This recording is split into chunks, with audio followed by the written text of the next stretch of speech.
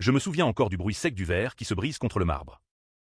Ce soir-là, dans le grand salon de l'hôtel particulier des de Véret, à Saint-Germain-des-Prés, ma mère a pointé sur moi un doigt tremblant de rage. Tu ne mérites pas de t'asseoir à cette table. A-t-elle craché, la voix rauque d'alcool et de mépris.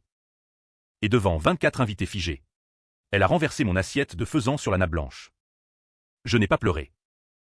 J'ai seulement regardé le jus de truffe couler lentement vers les initiales brodées de la famille. Puis j'ai souri. Un sourire si calme qu'il a fait reculer mon frère aîné, Antoine. D'un pas. 3 mois plus tard. J'ai tué quelqu'un. Non. Ce n'est pas exact. On m'a accusé d'avoir tué quelqu'un. Et pendant 5 années, j'ai porté le crime d'un autre comme on porte une robe trop lourde cousue sur la peau. Tout a commencé bien avant cette soirée d'humiliation. J'avais 26 ans. Je venais de rentrer d'Oxford avec un doctorat en droit pénal que mon père avait financé sans jamais y croire. Dans la famille de Véret, on est avec un nom, un compte en banque et une réputation à défendre. Moi, Élise, j'étais la cadette, la sensible, celle que l'on envoyait en pension en Angleterre pour qu'elle apprenne à se taire. Mon père, Philippe de Véret, magistrat respecté au parquet de Paris, collectionnait les honneurs comme d'autres collectionnent les timbres. Ma mère, Clotilde, descendante d'une vieille lignée bordelaise, régnait sur les salons littéraires du 6e arrondissement. Et Antoine, mon frère, l'héritier parfait, énarque, marié à une Saint-Laurent, déjà promis à un poste de conseiller ministériel. Moi, j'étais le grain de sable. Le soir du scandale, on fêtait les fiançailles d'Antoine avec Margot de Saint-Laurent. La table était dressée pour 30 personnes. J'avais passé la journée à aider les domestiques. Comme toujours.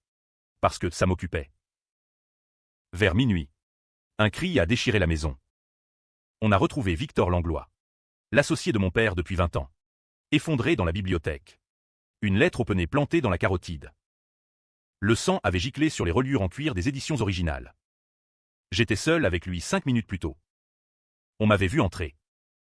On m'avait entendu hausser la voix. Et surtout, l'arme du crime portait mes empreintes.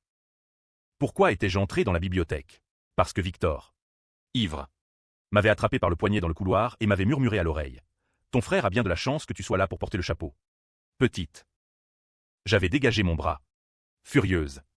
Et je l'avais suivi pour exiger des explications. Il n'a jamais pu me les donner. Quand les gendarmes sont arrivés, ma mère pleurait déjà sur l'épaule d'Antoine. Mon père, lui, me regardait comme si j'étais une étrangère. Élise, qu'as-tu fait? A-t-il demandé d'une voix blanche. Je n'ai rien fait. Mais personne ne m'a cru. Les preuves étaient accablantes, mes empreintes. Mon ADN sous les ongles de la victime, il m'avait griffé en me saisissant. Le mobile supposé, Victor menaçait de révéler que j'avais détourné des fonds de la fondation familiale pour payer mes études. Ce qui était faux mais plausible. Et surtout, le témoignage de mon frère, il avait entendu Victor me supplier d'arrêter. En garde à vue, j'ai compris que quelque chose clochait. Antoine refusait de me regarder dans les yeux. Ma mère répétait sans cesse, « Comment as-tu pu nous faire ça ?» Le procès a été rapide. La presse m'a baptisé l'héritière meurtrière. J'ai pris perpétuité. 22 ans ferme sans période de sûreté. À 31 ans, j'entrais à la prison de Rennes. Là-bas, dans le froid humide des cellules, j'ai appris à survivre. J'ai lu tous les dossiers que mon avocat commis d'office avait laissé traîner. J'ai compris les failles. Et surtout, j'ai reçu une lettre anonyme, glissée sous ma porte un soir de Noël. Une seule phrase. Tapée à la machine. Ce n'est pas toi qui as tenu le couteau. Mais tu sais qui l'a fait. Je savais. Les années en prison ont un goût de métal rouillé et de désinfectant bon marché. On apprend à compter les jours en rayant les murs. Puis on arrête parce que ça rend fou.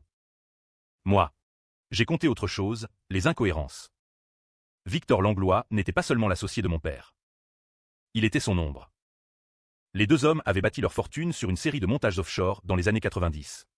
À l'époque où la France fermait les yeux sur certaines pratiques. Mais Victor, cupide, avait commencé à faire chanter mon père. Il voulait plus. Beaucoup plus.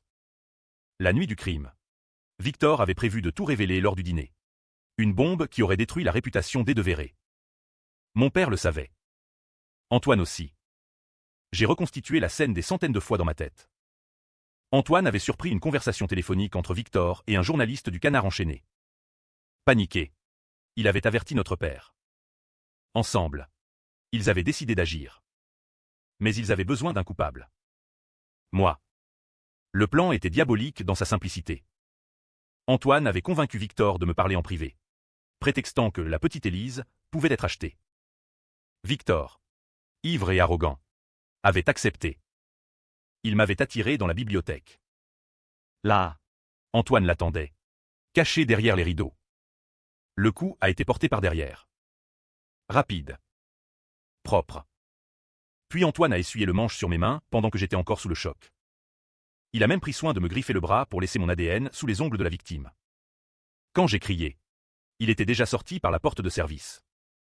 Ma mère, alertée, a été la première sur place. Elle a vu le corps. Moi debout, hébété, les mains ensanglantées. Et elle a choisi. Elle a choisi son fils aîné. Pendant 5 ans, j'ai ruminé cette trahison. Chaque visite de ma mère, rare, glaciale, était une nouvelle lame. Elle me parlait de la honte que j'avais jetée sur la famille. Jamais un mot sur Antoine, qui prospérait, député à 35 ans. Marié, père de 2 enfants. En 2023, un recours en révision a été déposé grâce à une association d'aide aux détenus. Un nouveau témoignage.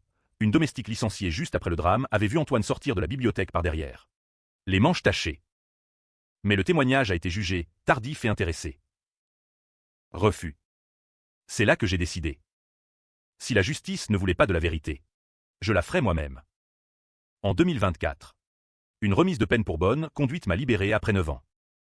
J'avais 35 ans. Les cheveux courts, le regard dur, et une seule idée en tête. Je suis revenu à Paris comme une ombre. Paris en liberté conditionnelle, sans le bitume chaud et la liberté empoisonnée. Je n'avais plus rien, ni famille, ni amis, ni nom. Les de Véret avaient réussi à faire radier mon nom des actes notariés. J'étais légalement orpheline.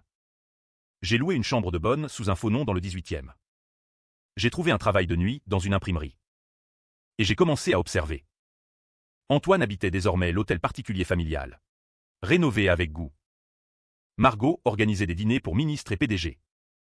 Ma mère, veuve depuis le décès de mon père d'un cancer fulgurant 2 ans plus tôt, vivait avec eux.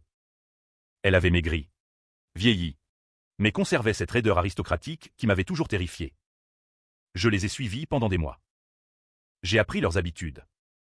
Les écoles des enfants. Les maîtresses d'Antoine, il en avait toujours eu. Les crises de nerfs de Margot sous antidépresseurs. Et surtout, j'ai découvert le secret qu'il croyait enterré.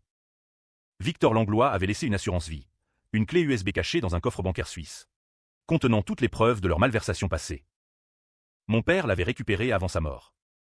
Antoine la conservait désormais dans son bureau, derrière un faux livre de Chateaubriand. Je voulais cette clé. Pas pour l'argent, il y en avait des dizaines de millions. Je la voulais pour les détruire comme il m'avait détruite. Mais d'abord, je voulais qu'il souffre. J'ai commencé par Margot. Un soir, je l'ai abordée dans un bar du Marais où elle allait seule quand Antoine travaillait tard. Je portais une perruque brune, du maquillage lourd. Elle ne m'a pas reconnu. Nous avons bu. Beaucoup. Je lui ai parlé d'un amant imaginaire qui me battait. Elle s'est ouverte. Elle a pleuré. Elle m'a avoué qu'Antoine la trompait depuis des années. Qu'il la méprisait. Qu'elle restait pour les enfants et l'argent. Je lui ai glissé dans la confidence que j'étais journaliste. Que je préparais un portrait sur les femmes de pouvoir. Elle a accepté une interview. 3 semaines plus tard, un article anonyme paraissait dans un magazine People. La femme du député de Véret parle, violence conjugale, infidélité, dépression. Photo volée de ses bleus, auto-infligée. Je le savais. Témoignage de proches. Le scandale a éclaté. Antoine a nié. Margot a d'abord soutenu la version officielle. Puis, sous la pression médiatique, a craqué en direct sur un plateau télé. Elle a parlé de coups, de menaces, de peur. Antoine a perdu son investiture pour les prochaines législatives. Ma mère a fait une crise cardiaque légère. C'était le début. Antoine a commencé à boire. Beaucoup. Il devenait paranoïaque. Il faisait changer les serrures. Il engageait des gardes du corps. Je suis passé à la phase suivante. J'ai piraté son téléphone. Un ancien codétenu m'avait appris les bases. J'ai récupéré des messages. Des vidéos. Des preuves d'infidélité avec des collaboratrices. Mais surtout, une conversation enregistrée entre lui et mon père. 2 mois avant ma sortie de prison. Mon père, déjà malade, disait d'une voix faible, « Si Élise parle un jour ». Antoine répondait, « Elle ne parlera pas. Elle n'a aucune preuve. » Et même si elle en avait, qui la croirait? La meurtrière? Mon père soupirait, « Tu as sali notre nom pour rien. » Antoine. Victor n'aurait jamais parlé. Silence.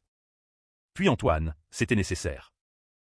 J'ai diffusé cet enregistrement anonymement à plusieurs rédactions. Le parquet a rouvert l'enquête. Antoine a été placé en garde à vue 48 heures. Pas assez pour l'inculper, mais assez pour que les chaînes d'infos en continu tournent en boucle sur l'affaire de Véré, nouveau rebondissement. Ma mère m'a appelé. C'était la première fois en 9 ans. Sa voix tremblait. « Élise, si c'est toi qui fais ça, arrête. Je t'en supplie. » Je n'ai rien répondu. J'ai raccroché. 2 jours plus tard, Margot demandait le divorce. Elle prenait les enfants. Elle réclamait la moitié de la fortune. Antoine sombrait.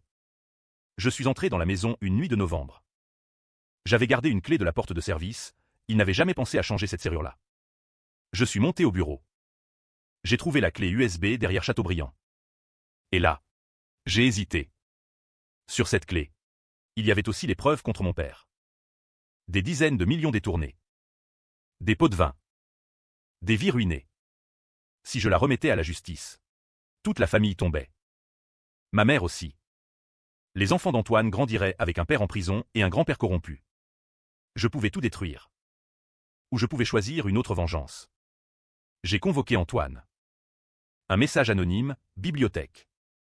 Minuet. Viens seul. Sinon la clé USB arrive au procureur demain matin. Il est venu. Il était amaigri. Les yeux rougis. Une bouteille de whisky à moitié vide dans la poche de son pardessus. Il m'a vu dans la pénombre et a blêmi. Élise, je tenais la clé USB entre 2 doigts. Tu te souviens de cette pièce? Ai-je demandé doucement. C'est ici que tu m'as volé ma vie. Il a essayé de nier. Puis de supplier. Puis de menacer. Je l'ai laissé parler. Quand il a eu fini, je lui ai tendu la clé. Prends-la. Il m'a regardé. Méfiant. Pourquoi? Parce que je veux que tu vives avec. Tous les jours. En sachant que je pourrais la donner à n'importe quel moment. Que je sais tout. Que je suis libre. Et toi non. Il a pris la clé d'une main tremblante. Tu es un monstre. A-t-il murmuré. J'ai souri. Non. Je suis ce que vous avez fait de moi. Je suis parti. 3 mois plus tard, Antoine se suicidait dans la bibliothèque. Même endroit. Même lettre openée, celle que j'avais gardée toutes ces années. Nettoyée. Conservée. Il a laissé une lettre. Il avouait tout. Le meurtre de Victor. Le complot contre moi. Les malversations avec mon père. Ma mère a fait une attaque. Elle est restée hémiplégique. Incapable de parler. Margot a obtenu la garde exclusive dès la maison. Moi, j'ai disparu. Aujourd'hui, j'habite Lisbonne sous un autre nom. J'ai ouvert une petite librairie près de l'Alfama. Je lis beaucoup. Je dors mal. Parfois, je reçois des lettres. Des inconnus qui ont lu l'histoire dans les journaux. Certains me traitent de monstre. D'autres de victime. La plupart ne savent pas quoi penser. Je ne sais pas non plus. Ai-je obtenu justice ou vengeance? Ai-je libéré la vérité ou détruit ce qui restait de ma famille? La dernière fois que j'ai vu ma mère, elle était dans une maison de repos médicalisée à Neuilly. Elle ne pouvait plus parler. Mais ses yeux me suivaient dans la pièce. Je me suis assise près d'elle. Je lui ai pris la main. Tu m'as sacrifié pour lui. Ai-je murmuré. Et à la fin, il t'a quitté quand même. Une larme a coulé sur sa joue ridée. Je l'ai essuyée. Puis je suis parti. Je ne suis pas revenu. Certains disent que la vengeance est un plat qui se mange froid. Moi, je crois qu'elle se mange seule. Et qu'elle a un goût de cendre. Mais parfois, la nuit, quand le vent de l'Atlantique fait claquer les volets de ma librairie, je me surprends à sourire. Parce qu'enfin, ils savent. Ils savent tout ce que cela fait d'être accusé à tort. D'être exclu de la table. D'être seul. Et moi, je suis vivante.